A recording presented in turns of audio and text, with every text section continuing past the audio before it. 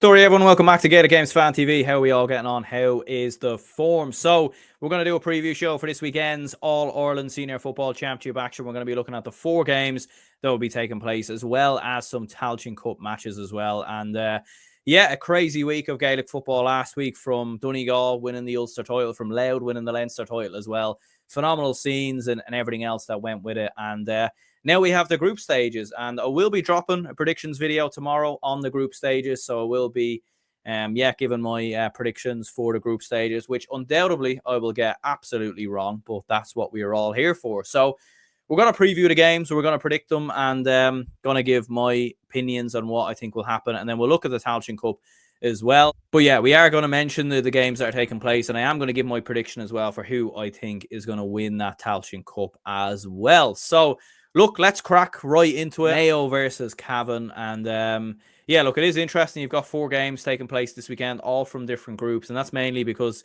they've obviously given last week's provincial finalists another week's rest. So that obviously makes sense why there are certain teams in action this week who obviously weren't in action last week. And I think that's the fair decision as well, because you'd imagine Louth going out, and even Donegal as well, like a week after winning a provincial title. It's just absolutely crazy stuff. But in round 1, we do have Mayo versus Cavan taking place in Castlebar. This game happened last year as well. I can't remember actually if it was in Castlebar. Maybe it was a neutral venue. I know we played Cavan, I think, in Cavan, Dublin. So maybe this wasn't in Castlebar. But I remember Mayo won the game very, very comfortably. You would expect them to win comfortably as well. What I would say, though, is that Mayo against Leitrim and Sligo in those 2 games were very, very poor. Now, they were significantly better against Galway. There's absolutely no doubt about it. But a part of me does wonder, like, could Mayo maybe take their eye off the ball a little bit? And we have seen this with Mayo down the years in the group stages. And we saw 2 years ago when they played Cork, when they lost that game. So sometimes it can happen, especially when you are focused a little bit on what's ahead. But I think for Mayo in general, like with Donegal and Tyrone in this group, if you don't win this game, then genuinely there is a concern that you don't get out of this group, and that would be absolutely insane from a Mayo perspective. Look, Cavan have got some good players, and they've got Gerald McKernan back in the side. Don't know what the crack is with Paddy Lynch. Will we finally see him this weekend? Probably not, in all honesty. And someone can correct me on that in the comments down below. But it just screams of a Mayo win. I've said it before with Mayo. They don't look like a team that's evolving to the new rules of Gaelic football. They kicked a couple of 2-pointers against Galway, but we haven't really seen it too often. And Ryan O'Donoghue aside, they're just missing like 1 or 2 star forwards, in my opinion, who can really make an impact.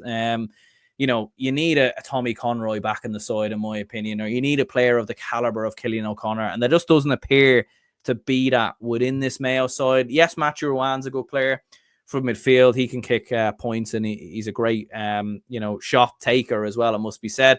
And Jordan Flynn, I'm a big fan of as well. But yeah, Mayo are just missing that kind of dynamism. And I think they are missing the influence of like Paddy Durcan kind of, running up from wing back as well. But in saying that, they should win this game, in my opinion. Look, Cavan are a side that can kick 2-pointers and they can cause problems. But I would fancy Mayo to come through it. So I'm going to go Mayo by 4. Kerry versus Roscommon in Killarney. It has the feeling of what should be a comfortable win for Kerry. It should be a bit of a walk in the park, but at the same time, like, Roscommon are a good side, and they have good players from German and Kieran Murtha, Ben O'Carroll, obviously, as well. Like, they certainly do have players who can do damage. It just feels like Roscommon are that type of team at the moment under Davy Burke, where you don't really know where they're going, to be honest with you. They seem to be overthinking a lot of their games. And look, Roscommon every now and again can throw up a bit of a shock and throw up a big win. They beat Tyrone in the championship last year. They obviously had that big performance against Dublin a couple of years ago as well. They beat Mayo 2-3 years ago in the championship. Like, they have a habit under Davy Burke to produce big wins and performances, but you just can't really see it, to be honest with you. I think for Kerry, like, this will be their toughest game. You win this game, you're going to win the group, in my opinion. And yes, Meath might cause a couple of issues, albeit Kerry played Meath in the groups last year and absolutely wiped the floor with them. It is a different Meath now, though, it must be said. And look, Cork gave Kerry a scare. I don't know if that happens again, though, to be honest with you. And I think Kerry, with the talent that they have of David Clifford, who was obviously phenomenal against Clare, and some of the goals he was scoring were absolutely out of this world. And, you've got Sean O'Shea back in the side. Paddy Clifford's going to be back in for this game as well. Maybe some other players as well.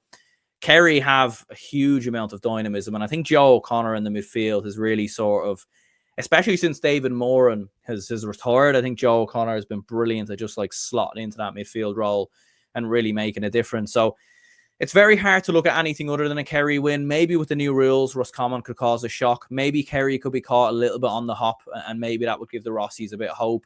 I do think all in all, though, Roscommon will be eyeing up beating Meath and Cork, because I think finishing second in this group is definitely a realistic possibility for Roscommon, and getting back to a quarter-final is definitely achievable as well, given some of the teams who could potentially be finishing third. So I think for Roscommon, the main thing here is just don't get hammered. Don't get like annihilated or anything like that.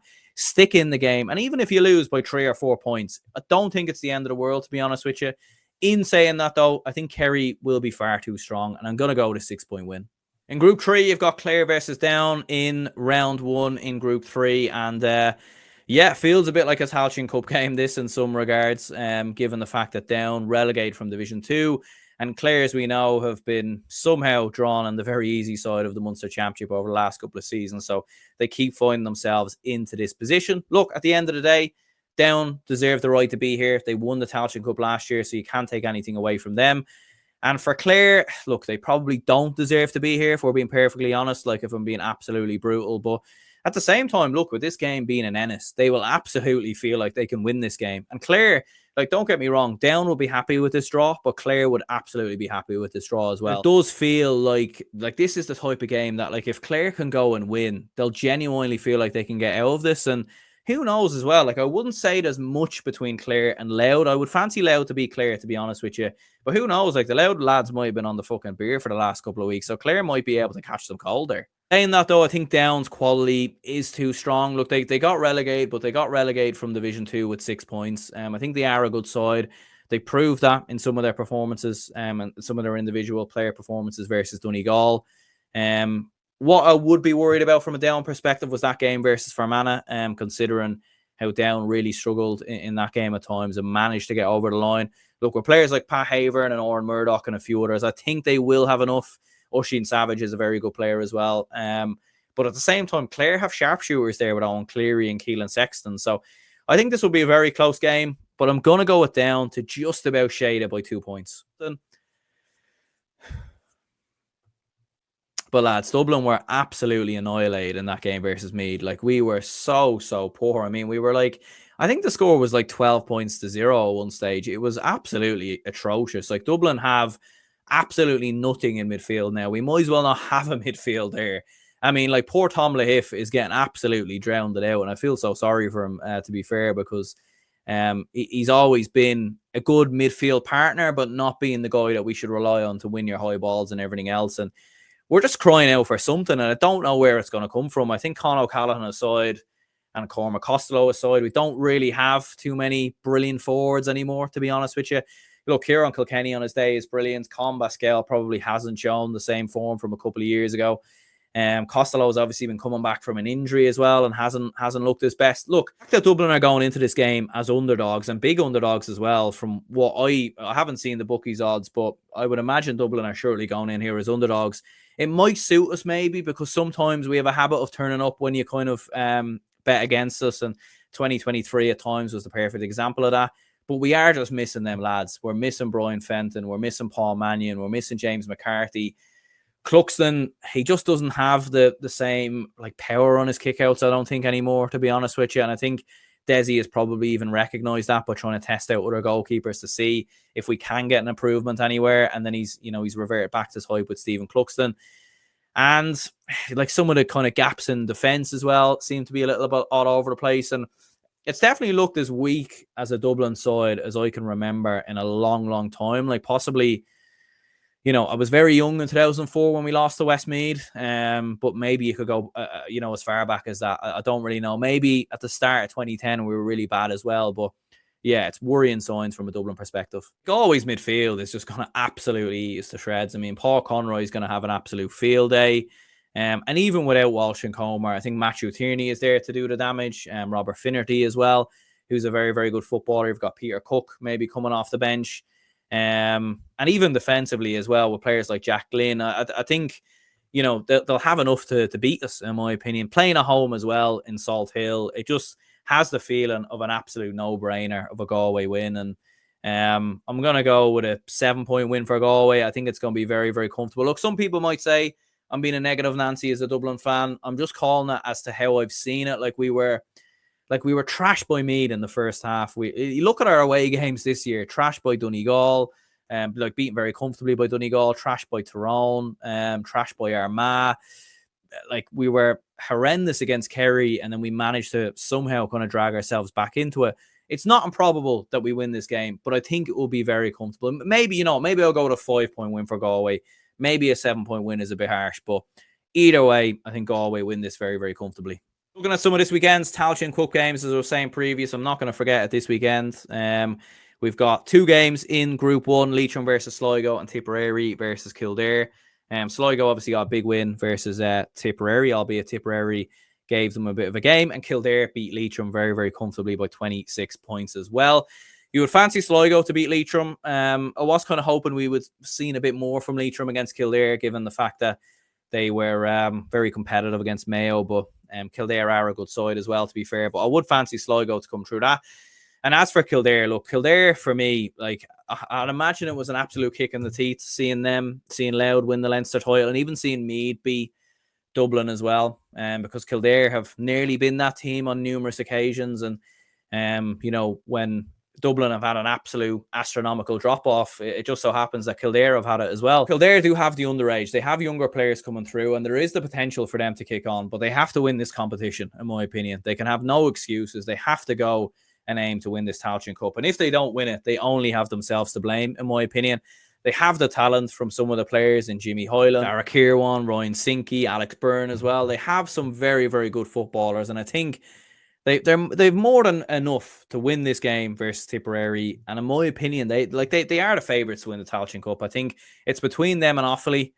I still think Kildare on a big game in Croke Park, like in a final, can go and do it. But I will go with Kildare to beat Tipperary, and I'm going to say it's 6-point win. Group 2, we've got Wicklow versus Laois and Waterford versus Offaly. It should be a very comfortable win, you would say, for Offaly, albeit, look, Waterford actually gave a good account of themselves actually versus Laois, scoring 116 against an impressive Laois side. I think is quite impressive. And Laois versus Wicklow is interesting. Like you would fancy Laois to come through it. Like Wicklow are that type of side that can raise their game when they're playing a better team. We've saw that over the last couple of seasons. And Laois, of course, have got to the Tailteann Cup final last year, and they'll be hoping to amend it this year, and certainly are one of the contenders for this competition. I think they'll have enough. I fancy them to edge it.